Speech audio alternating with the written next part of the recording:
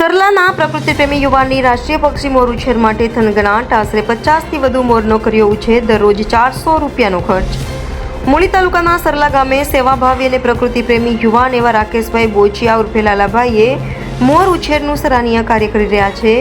છેલ્લા 4 વર્ષથી નિયમિત રીતે રાષ્ટ્રીય પક્ષી એવા મોરના બચ્ચાઓને પાણી ચણની સ્વખર્ચે સેવા આપે છે, જેમાં હાલમાં મોરની સંખ્યા 50 ઉપર થઈ છે અને તેઓને જોઈને ટહુકા કરી પક્ષીઓ પણ આવકારો આપતા હોય તેવા દ્રશ્ય સરલા ગામે વહેલી સવારે જોવા મળે છે.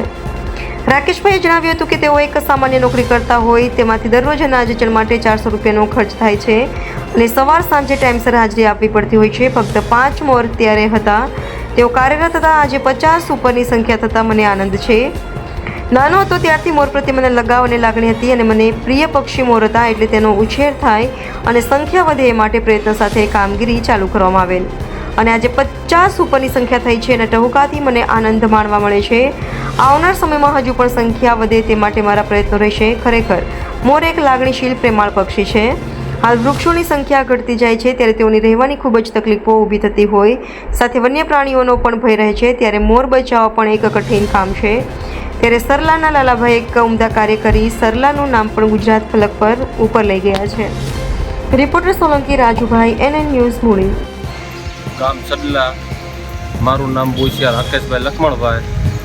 હું છેલ્લા 4 થી 5 વર્ષથી મોરને દાણા અને પાણીની વ્યવસ્થા કરું છું.